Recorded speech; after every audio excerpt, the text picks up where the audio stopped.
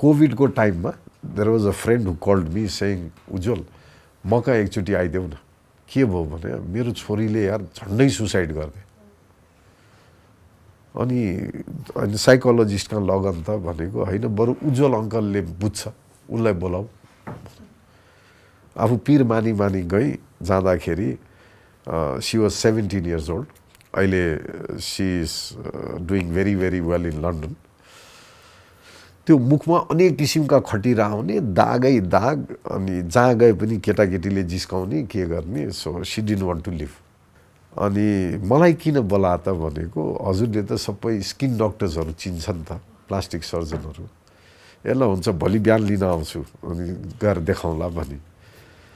मैले उसलाई कीर्तिपुर हस्पिटल लिएर गएँ र के भन्यो भने कोभिड छ छोरी डोन्ट टच एनी सर्फेस खल्टीमा हात हाल्नु मास्क ननिकाल्नु म एक राउन्ड वार्ड घुम्छु अनि त्यसपछि डाक्टरलाई भेटौँला हुन्छ भनेर जानी त्यो दिन हरेक बेडमा गएर 5 मिनट कुरा गरे कसैको दुईटै हात काटिया छ कसैको खुट्टा काटिया छ कसैको मुख पड्किया छ कसैको स्तन काटिया छ त्यो पछाडि उभिया छोरीले सबै हेर्यो अनि बाहिर निक्लेपछि लजाउँ छोरी डाक्टर कहाँ भनेको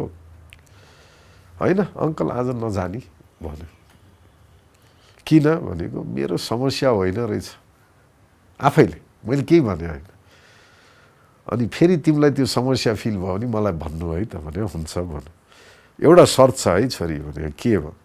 तिम्रो फादरलाई नभन्नु है मैले के गरेँ म पनि भन्दिनँ हुन्छ त्यसको 2 वर्षपछि पनि मेरो साथीले के सोध्थ्यो भने उज्जवलजी के गर्नुभयो त्यसपछि कम्प्लेनै गर्दैन हाम्रो पेरेन्टिङको प्रब्लम मैले इक्जाम्पल किन दिएको भने life has 2 sides to everything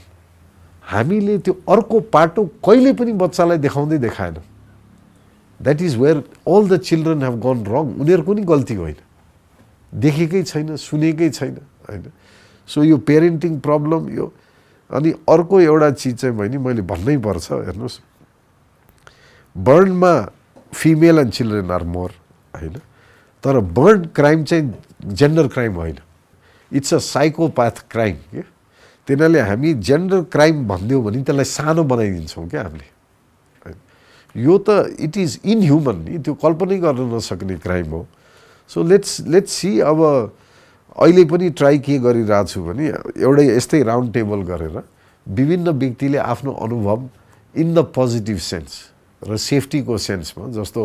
भनौँ न म ग्यास एक्सप्लोजन हुँदाखेरि यो चाहिँ मैले भनौँ न आई ओभरलुक दिस पार्ट भन्ने एउटा कन्फिडेन्स गराउन खोजेको अहिले पनि सक्सेस छैन प्रयास गर्छु भयो भने म यहाँलाई पनि बोलाउँछु